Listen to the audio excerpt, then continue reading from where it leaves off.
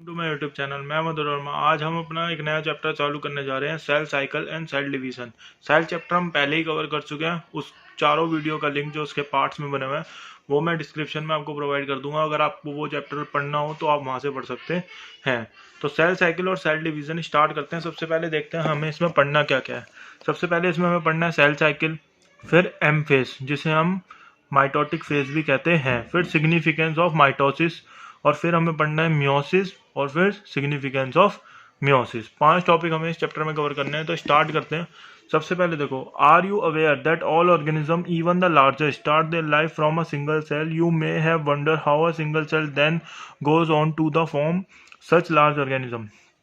यहाँ पे ये बोला गया है कि जो सब बड़े से बड़ा जो ऑर्गेनिज्म होता है, जैसे डायनासोर, एलिफेंट, ह्यूमन, सब अपना जो लाइफ स्टार्ट करते हैं वो एक सिंगल सेल से करते हैं। जैसे कि ह्यूमंस है, जाइगोट एक सेल बनता है सिर्फ, और उसी से हमारा पूरा जो है डेवलपमेंट होता है।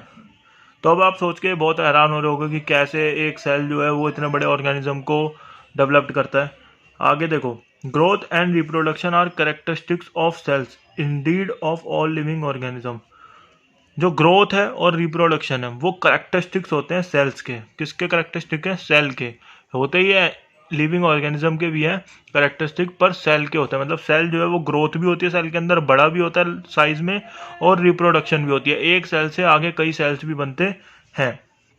All cell reproduce by dividing into two with each parental cell giving rise to two daughter cell each time they divide. ये देखो, इसको मैं आपको डायग्राम से बताता हूँ। इस लाइन में इन्होंने ये बोला है कि जैसे कि आपका ये एक पेरेंटल सेल है, ठीक है, ये आगे किसी भी मोड से डिवाइड करे, बाइनरी फिजन से करे या अब बडिंग से करे, वो हम पढ़ेंगे आगे चैप्टर्स में। किसी भी तरीके से करे, ये 2 डॉटर सेल को मतलब प्रोड्यूस कर देगा। फिर ये जो एक डॉटर सेल है ये फिर आगे 2 डॉटर सेल को प्रोड्यूस कर देगा, ठीक है। ऐसे करके ये रिप्रोड्यूस करता रहता है। मतलब कि एक पेरेंटल सेल कितने डॉटर सेल में जाता है? ज्यादातर केसेस में 2 में वो बदलता है। आगे देखो, the newly form daughter cell can themself grow and divide giving rise to a new cell population that is formed by the growth of and division of a single parental cell and its progeny. मतलब कि मैंने जैसे आपको बताया, एक parental cell आगे अपनी generation बनाएगा, फिर वो जो उसके डॉटर सेल होंगे फिर वो आगे अपने ग्रोथ करके फिर रिप्रोड्यूस करेंगे, फिर वो आगे अपने डॉटर सेल बनाएंगे। इस तरीके से एक पूरी सेल पॉपुलेशन बन जाती है। अगर हम अदर वर्ड्स में बोले, such cycle of growth and division allow a single cell to form a structure of constitution consisting of millions of cell. यही जो ग्रोथ की और रिप्रोडक्शन की साइकिल है, पहले वो ग्रोथ करेगा, बड़ा होगा, अपना साइज ग्रो करेगा, अपने पास रिप्रोडक्शन के लिए जो जो चीजें चाहिए वो सब लाएगा, और फिर वो रिप्रोड्यूस करेगा या डिवाइड करेगा। इसी तरीके से सेल्स बनते चले जाते हैं और हमारा पूरा एक सेल का सिस्टम बन जाता है। तो सबसे पहले हम देखते हैं सेल साइकिल। अब हमारा पहला टॉपिक स्टार्ट हो रहा है यहाँ से। Cell division is very important process in all living organism. Cell division बहुत इंपॉर्टेंट प्रोसेस है सारे लिविंग ऑर्गेनिज्म में, क्योंकि नए सेल्स बनना हर किसी को चाहिए। हमें चोट लग जाए तो हमारे को नए सेल्स चाहिए उनको रिकवर करने के लिए। कई सेल्स हमारे ऐसे होते हैं जिनमें नेचुरल डेथ अकर होती है, जैसे 120 डेज का लाइफ स्पैन होता है आरबीसी का। तो आरबीसी जब भी अपने आप ही टूट जाता है, मतलब कोलैप्स कर जाएगा, खराब हो जाएगा, तो नए सेल्स उसकी जगह चाहिए। During the division of cell DNA replication and cell growth also take place. जब सेल जो है डिवाइड करता है तो उसमें डीएनए रेप्लिकेशन, ये मैं आपको आगे बताऊंगा बिल्कुल डिटेल से कि डीएनए रेप्लिकेशन क्यों जरूरी होती है, और सेल ग्रोथ भी होती है, मतलब सेल साइज में भी बड़ा होता है। All this process that is cell division, DNA replication and cell growth hence have to take place in a coordinated way to ensure the correct division and the formation of progeny cells containing intact genome।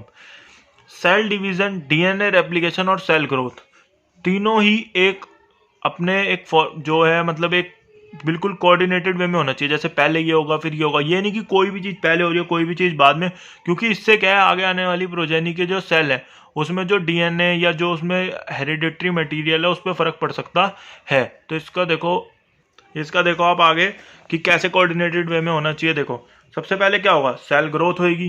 क्या होगी? Cell growth होगी। फिर क्या होगा? Growth होगी, फिर DNA replication होगा या डीएनए रेप्लिकेशन,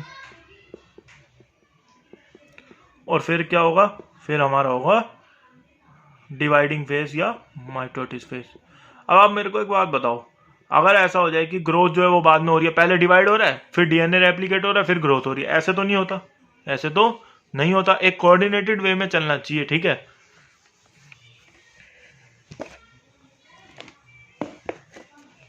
आगे देखो, यहां तक हो गया था हमारा intact genome. The sequence of the events by which a cell duplicates its genome, synthesis the other constituents of cells and eventually divide into 2 daughter cell is called cell cycle.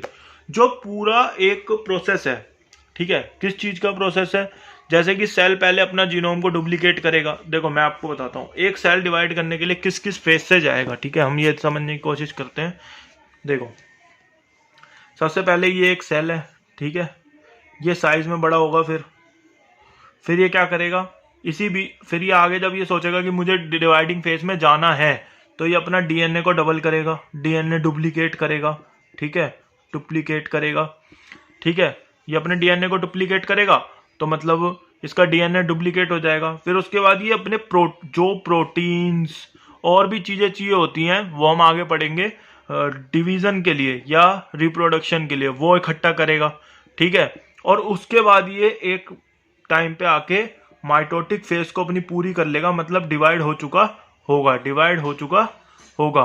तो ये जो पूरा सीक्वेंस है ना, यहां से लेके और यहां तक, ये सब ये आपका मिला के बनाता है, इन सबको मिलके हम बोलते हैं क्या, सेल साइकिल। ये पूरे एक सेल की साइकिल है, उसके बर्थ से लेके और डिवाइड होने तक, जब तक कि वो अपने प्रोजीनी को या अपने आगे डॉटर्स को जनरेट नहीं कर पाता, जब तक कि ये पूरी जो साइकिल होती है, इसे हम क्या कहते हैं, सेल साइकिल, ठीक है। अब आगे देखते हैं। Although cell growth in terms of cytoplasmic increase is also a continuous process, ये जैसे मैंने आपको बताया साइटोप्लाज्मिक जो कंटेंट है वो बढ़ता चला जाएगा, वो भी एक कॉन्टिन्यूस प्रोसेस है। DNA synthesis occurs only during one specific stage, सिर्फ एक ही स्टेज ऐसी है पूरी सेल साइकिल में जहाँ डीएनए सिंथेसिस होती है, ठीक है। अभी हमें आगे पता चलेगा वो कौन सी स्टेज है। The replicated chromosome DNA are then distributed to daughter nuclei by a complex series of event during cell division। जो रेप्लिकेटेड क्रोमोसोम या जो अभी डीएनए डुप्लीकेट हुआ था, वो आगे डॉटर न्यूक्लियाई में जो आगे उसकी प्रोजेनी बनेंगे उनमें डिवाइड हो जाता है, वो भी हम आगे पढ़ेंगे किस प्रोसेस में होता है। This events are themself under genetic control, ये सारे इवेंट्स भी कोई ऐसे नहीं है कि अपने आप हवा में हो रहे हैं, इनको भी हमारे जीन्स कंट्रोल करते हैं, किस सेल को कब डिवाइड होना है ये कौन कंट्रोल करता है, जेनेटिक कंट्रोल में होता है, न्यूक्लियस से कंट्रोल होता है, जीन से कंट्रोल होता है। आगे देखते हैं फेजेस ऑफ सेल साइकिल। अब हम देखते हैं कि सेल साइकिल में कितने फेज होते हैं। तो सबसे पहले इस डायग्राम से हम समझते हैं। देखो सबसे पहली फेज होती है G1 फेज, क्या होती है G1 फेज। फिर कौन सी फेज आती है S फेज, फिर G2, फिर माइटोटिक फेज, ठीक है। इसको मैं भी डायग्राम अपने तरीके से बना के बताऊंगा आपको, तो उससे हम पहले डायग्राम से समझते हैं, फिर इसको रीड करेंगे आगे। तो देखो जैसा कि आप इस डायग्राम में देख सकते हैं, तो हमारा सबसे पहले क्या है G1 फेज। G1 फेज को हम क्या कहते हैं, गैप 1 कहते हैं। क्या कहते हैं, गैप 1 या पोस्ट माइटोटिक फेज भी कहते हैं, ठीक है। और क्या कहते हैं इसे, पोस्ट माइटोटिक फेज। फिर हमारा आ जाता है एस फेज, इसे हम सिंथेसिस फेज इसलिए कहते हैं क्योंकि इसमें डीएनए जो है, एक तो वो आपका डबल होता है, डीएनए 2x हो जाता है, डबल हो जाता है, और बाकी प्रोटीन जो हमारे रिप्रोडक्शन के लिए जरूरी है या आगे डिवीजन के लिए जरूरी है, वो जो है वो इसमें बनते हैं, इसलिए इसे हम क्या कहते हैं, सिंथेसिस फेज। अभी हमने पीछे देखा था ना कि एक ही ऐसा फेज है जहाँ पे डीएनए जो है डुप्लीकेट करता है, वो यही फेज होता है, ठीक है। उसके बाद आता है G2 फेज, इसे हम कहते हैं गैप 2 फेज, ठीक है। इसे हम पोस्ट माइटोटिक क्यों कहते हैं G1 को, क्योंकि ये माइटोसिस के बाद हो रहा है। और G2 को हम प्री माइटोटिक फेज कहते हैं, क्यों, क्योंकि ये माइटोसिस के पहले हो रहा है, ठीक है। तो इसे हम क्या कहेंगे, प्री, ठीक है, प्री माइटोसिस फेज, ठीक है, समझ आया ये। और उसके बाद हमारी आ जाती है जो असली में जहां पे सेल डिवाइड करता है, माइटोसिस फेज। प्रोफेज इसका पहला स्टेप होता है, फिर मेटाफेज, एनाफेज, टीलोफेज, और सबसे लास्ट में होता है साइटोकाइनेसिस, जहां पे हमारा साइटोप्लाज्म डिवाइड करता है। क्या करता है, साइटोप्लाज्म भाई साइटोप्लाज्म भी तो डिवाइड होना चाहिए, सब कुछ अंदर डिवाइड हो गया पर जो बाहर का कंपार्टमेंट है वही डिवाइड नहीं हुआ, तो फिर कैसे नए सेल बनेंगे। साइटोप्लाज्म डिवाइड करता है, ठीक है। अब आगे देखते हैं, अब रीड करते हैं, अब हमें जल्दी जल्दी समझ आ जाएगा ये पेज। ये देखो, a typical eukaryotic cell cycle is illustrated by the human cell in culture. These cells divide once in an approximately every 24 hours. Human का अगर हम एक सेल लें नॉर्मल तो वो 24 आवर, उसकी सेल साइकिल कितनी होती है 24 आवर। यहाँ से क्वेश्चन कई बार आता है कि ह्यूमन के एक सेल की सेल साइकिल की टाइम क्या होता है 24 hours. However, this duration of cell cycle can be vary from organism to organism and also from cell type to cell type. देखो कोई ज़रूरी नहीं है कि ह्यूमन का जो एक सेल है वो एक ही टाइम में या एक जैसे 24 घंटे किसी सेल का दे दिया तो ये नहीं कि सारे सेल हमारे जो शरीर में है वो 24 ही घंटे में डिवाइड करेंगे, नहीं। सेल से सेल्स में भी हम अलग अलग सेल लेंगे तो अलग अलग सेल की अलग अलग सेल डिवीजन का टाइम होगा, और अगर हम अलग अलग ऑर्गेनिज्म लेंगे तो अलग अलग ऑर्गेनिज्म के सेल डिवीजन का टाइम होगा, टाइप होगा, ठीक है। तो आगे हम पढ़ते हैं ईस्ट। जैसे कि हमें आगे एग्जांपल दे रखे कि जैसे कि ईस्ट होता है उसका सेल साइकिल का टाइम कितना होता है, सिर्फ 90 मिनट्स होता है। आगे देखो, the cell cycle is divided into 2 basic phase. किन 2 बेसिक फेज में बटी हुई होती है सेल साइकिल? एक होता है इंटरफेज जिसे हम रेस्टिंग फेज भी कहते हैं। क्या कहते हैं? Resting phase. इसे हम रेस्टिंग फेज भी कहते हैं, क्योंकि रेस्टिंग फेज हम इसे इसलिए कहते हैं क्योंकि एक्चुअली में यहाँ पे सेल डिवाइड नहीं हो रहा होता है, वो सिर्फ यहाँ पे अपनी प्रिपरेशन कर रहा होता है। जब मुझे डिवाइड होना है, जो जो चीज़ मुझे चाहिए वो यहाँ पे इकट्ठा कर रहा होता है उससे पहले। और एम फेज, माइटोसिस फेज, जो ये माइटोसिस फेज है ना, यहाँ पे एक्चुअली में सेल डिवाइड कर रहा होता है।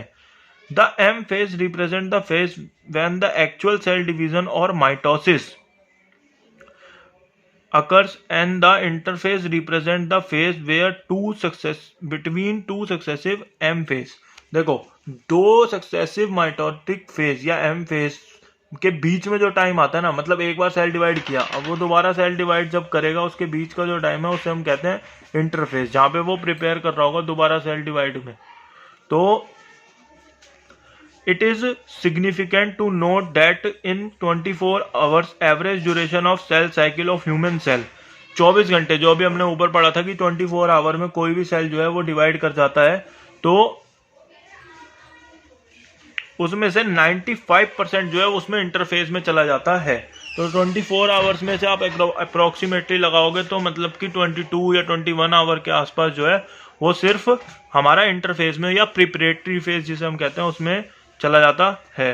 The M phase start with the nuclear division corresponding to the separation of daughter chromosome karyokinesis and usually end with the cytoplasm cytokinesis. सबसे इंपॉर्टेंट है कि जो एम फेज है, माइटोसिस फेज है, वो हमारा स्टार्ट किस चीज से होता है? कैरियोकाइनेसिस। सबसे पहले उसमें न्यूक्लियस जो है वो डिवाइड करता है। कैरियोकाइनेसिस का मतलब, कैरियो का मतलब भी पूरी एनसीईआरटी में या बायोलॉजी में हम मान के चलते हैं कि कैरियो का मतलब होता है, हम ये वर्ड यूज करते हैं न्यूक्लियस के लिए। किसके लिए? न्यूक्लियस के लिए यूज करते हैं। तो कैरियोकाइनेसिस होता है, और लास्ट जो स्टेप होता है एम फेज का वो क्या होता है? साइटोकाइनेसिस। ठीक है, क्या होता है? साइटोकाइनेसिस, जहां पे साइटोप्लाज्म डिवाइड करता है।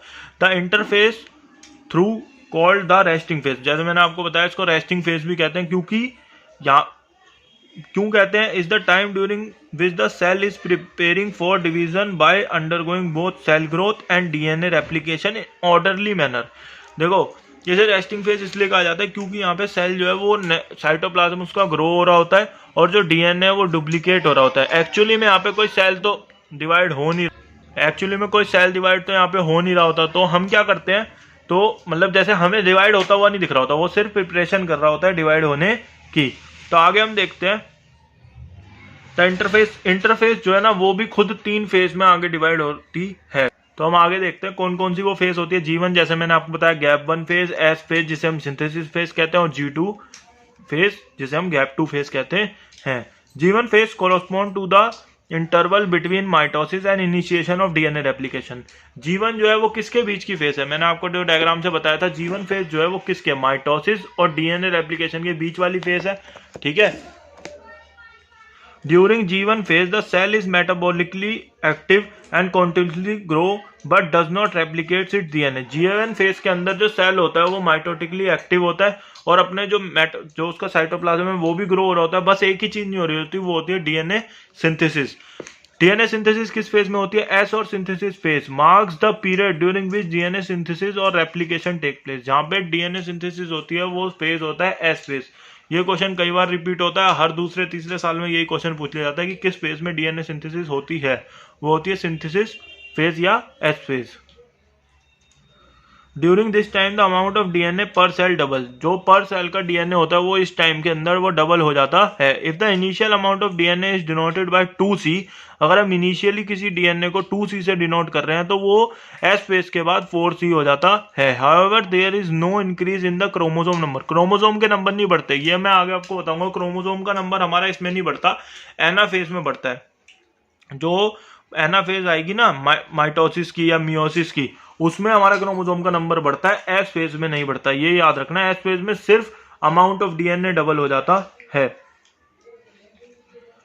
ठीक है, देखो however there is no increase in chromosome number if the cell has diploid और 2n। अगर कोई सेल 2n है डिप्लॉयड है तो G1 और S के बाद भी, एस फेज के बाद भी वो 2n ही रहेगा। ठीक है, मैं आपको बता रहा हूँ 4n सिर्फ एक जगह होगा जहां एना फेज हम आगे पढ़ेंगे, उससे पहले क्रोमोसोम नंबर पे कोई फर्क नहीं पड़ेगा। If the animal cell during the S phase DNA replication begins in the nucleus and the centriole duplicates into the cytoplasm. Animal cell जैसे होता है तो एस फेज के दौरान होता क्या है, जो डीएनए है वो कहां पे हमारा प्रेजेंट होता है, हमने सेल चैप्टर में पढ़ा था, न्यूक्लियस के अंदर होता है। तो वहां पे जो है जो क्रोमोसोम है वो डबल अपने आप को करना, डीएनए जो है अपने आप को, क्रोमोसोम डबल नहीं होते, डीएनए जो है वो अपने आप को वहां पे डबल करता है।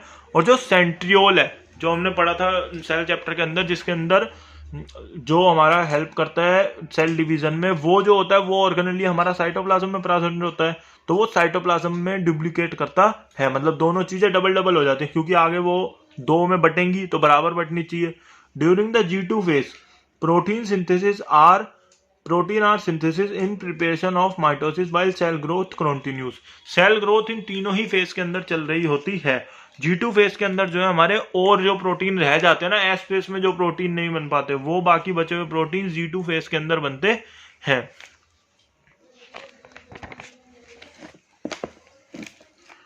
अगले पेज पे, some cells in the adult animal do not appear to exhibit cell division that is heart cell। जैसे कि हम लोगों के अंदर जो होता है, जो हार्ट सेल होता है, जो दिल के अंदर सेल्स होते हैं, वो अगर एक बार डेड हो गए तो वो दोबारा बनते नहीं है। इसलिए ही आपने सुना होगा कि किसी को अगर अटैक पड़ जाता है तो एक अटैक, दो अटैक, तीसरे अटैक में कहते हैं कि वो आदमी लगभग उसकी डेथ कंफर्म है, क्योंकि सेल्स वो दोबारा रेप्लिकेट नहीं करेंगे। कुछ सेल ऐसे होते हैं जो ओकेशनली डिवाइड होते हैं, जैसे वो हमेशा डिवाइड नहीं होते रहते, पर जब जरूरत पड़ेगी तो वो डिवाइड कर जाएंगे। एज नीडेड टू रिप्लेस, जब उन्हें रिप्लेस करना पड़ेगा दूसरे सेल्स को अपने ही जैसे, तो वो डिवाइड कर जाएंगे, पर रेगुलर वो डिवाइड नहीं होते। ठीक है, these cells that do not divide further exit G1 phase to enter an inactive stage called quiescent stage G naught of the cell cycle. जो सेल्स को आगे डिवाइड नहीं होना होता ना, वो जो है आगे डिवाइड नहीं करते, वो G1 फेज को छोड़ के या उसको एग्जिट करके, G1 फेज को एग्जिट करके G0 फेज में चले जाते हैं। G0 फेज कौन सी फेज है? G0 फेज को हम क्यूसेंट फेज, जो कि इसकी डिस्कवरी किसने की थी? लेज्ता, लेज्ता ने इसकी डिस्कवरी की थी। ठीक है, तो लेज्ता जो थे उन्होंने G0 फेज बताया था क्या होती है। तो यहाँ पे अगर कोई सेल चला गया तो वो आगे सेल साइकिल में नहीं पार्ट करेगा, वो आगे डिवाइड नहीं करेगा। ठीक है, cell in this stage remain metabolically active but no longer proliferatory unless called on to do so depending on the requirement of organism. जो सेल इस स्टेज में चला गया, G0 स्टेज में चला गया, ये आप मान लो G0 फेज में एक सेल चला गया, ठीक है, तो ये मेटाबॉलिकली तो एक्टिव रहेगा। ये मतलब नहीं है कि ये अपना काम नहीं करेगा या जो इसका बॉडी में फंक्शन है वो ये नहीं करेगा, मेटाबॉलिकली तो एक्टिव रहेगा। ये क्वेश्चन भी कई बार आ जाता है कि वो सेल मेटाबॉलिकली एक्टिव है। हाँ, मेटाबॉलिकली एक्टिव है, पर वो सेल साइकिल से बाहर जा चुका है, मतलब अब वो डिवाइड नहीं करेगा जब तक कि सेल बॉडी में कोई उस जैसे ही सेल की डेथ नहीं हो जाती और उसको उस सेल को रिप्लेस ना करना पड़ जाए, जब तक वो आगे नहीं डिवाइड करेगा। जैसे कि आरबीसी होता है, वो हर 120 डेज में डेथ होगी उसकी, तो हमारा आरबीसी जो है वो लगभग हमेशा ही डिवाइड करता रहता है। इन एनिमल, यहाँ पे ये इंपॉर्टेंट है 4-5 line, in animals mitotic cell division is only seen in diploid somatic cell. ठीक है, एनिमल्स के अंदर जो माइटोटिक सेल डिवीजन है वो सिर्फ डिप्लॉयड सोमैटिक सेल में दिखती है। However there are very few exception to this where haploid cell divide by mitosis, for example male honey bee. ठीक है, जो एनिमल्स होते हैं, सबसे पहले हम यहाँ पे समझते हैं सोमैटिक सेल क्या होते हैं। देखो, 2 तरीके के सेल्स होते हैं हमारे शरीर में, एक सोमैटिक और एक रिप्रोडक्टिव। या रिप्रोडक्टिव, या मतलब रिप्रोडक्टिव का मतलब है जो रिप्रोडक्शन में, या गैमेटिक सेल जो होते हैं। ठीक है, और सोमैटिक का मतलब होता है जो हमारे सिंपल सेल्स प्रेजेंट है, जैसे स्किन सेल्स और ये सब, तो वो सोमैटिक सेल्स होते हैं। तो एनिमल्स के अंदर ज्यादातर इन्हीं में हमारे को क्या मिलती है, इनके अंदर ही जो है माइटोसिस होती है। इनके अंदर माइटोसिस ज्यादातर अधिकतर नहीं होती, और इसके कुछ फ्यू एग्जांपल है। हैप्लॉइड जो है, हैप्लॉइड में भी माइटोसिस हो जाती है, उसका एग्जांपल है male honey bee. Male honey bee का केस ना हम आगे जेनेटिक्स में अपने पढ़ेंगे, मेल हनी बी का केस, कि मेल हनी बी का केस जो है उसमें आपको मैं एक हिंट दे देता हूं। मेल हनी बी जो होती है ना, वो आपकी क्या होती है, एन होती है। ठीक है, वो हैप्लॉइड होती है, और उसको आगे अपनी प्रोजेनी को जन्म देने के लिए पार्थिनो, मतलब यहां से वो आगे भी माइटोसिस ही करती है। क्या करती है, माइटोसिस ही करती है, माइटोसिस ही करती है। ठीक है, तो ये आगे एन ही बनाती है। ये हम आगे जो है अपने जेनेटिक्स वाले चैप्टर में पढ़ेंगे, तो उसमें आपको ये पूरा क्लियर हो जाएगा। यहाँ पे ये इसका एक्सेप्शन दे रखी है। आगे क्या है, against this the plant can